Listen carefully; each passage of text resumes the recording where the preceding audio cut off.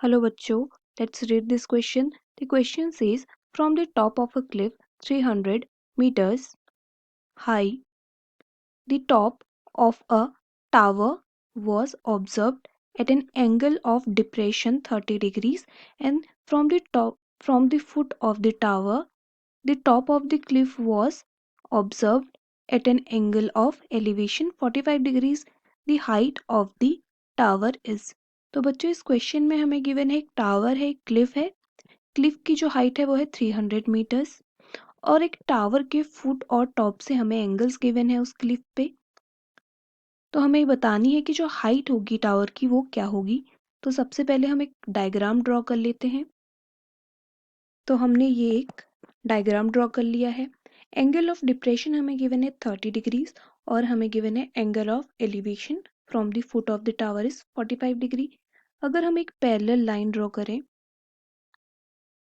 कुछ इस प्रकार से जो कि सी बी के पैरेलल है, तो अगर हम यहाँ पे ये भी 30 डिग्री होगा।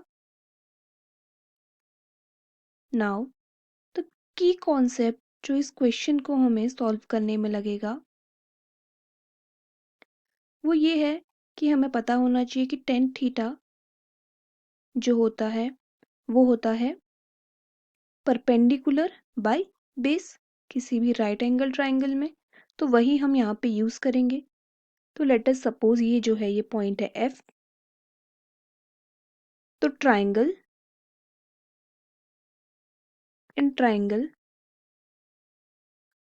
ए एफ डी जो 1030 होगा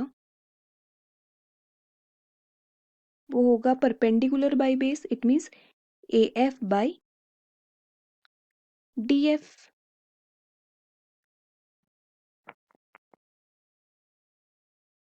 हमें 1030 डिग्रीज पता है होता है 1/√3 जो कि इक्वल होगा A F by D F के।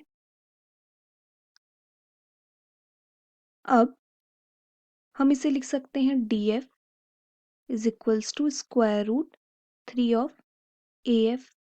अगर हम इस डायग्राम से ए एफ देखें डी एफ देखें तो डी एफ जो है इक्वल है सी बी के। तो हम डी एफ की जगह पे लिख सकते हैं सी बी √3 ए एफ। इस डायग्राम से हम ए एफ लिख सकते हैं A B minus F B. तो हम सी बी √3 ए एफ को लिख सकते हैं हम A B minus B F. A B की वैल्यू है 300 जो कि है उस क्लिफ की हाइट माइनस बी एफ। अब ट्राइंगल ए बी सी में हम टेन थीटा दोबारा लगा देंगे तो इसे इक्वेशन 1 ले लेते हैं। In triangle A B C 1045 degree equal होगा परपेंडिकुलर बाय बेस के। तो परपेंडिकुलर है A B divided by C B. 1045 की वैल्यू होती है 1।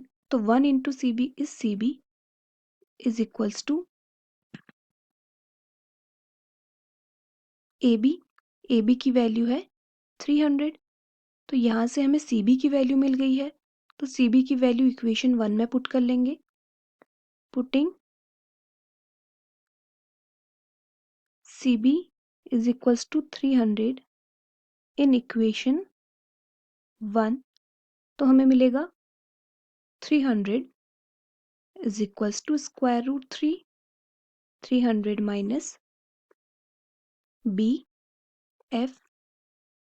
तो यहाँ से हम लिख सकते हैं बी एफ को अगर हम फर्दर सॉल्व करते हैं इसे इसके लिए लिख लेंगे हम 300 into √3 minus B F into √3। तो माइनस बी एफ इंटू √3 को हम लेफ्ट हैंड साइड पे ले आएंगे तो ये बन जाएगा BF into square root 3 equal होगा 300 स्क्वायर रूट 3 माइनस 300।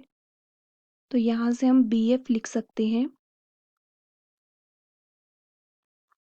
300 कॉमन ले लेंगे, बन जाएगा square root 3 minus 1 divide by square root 3।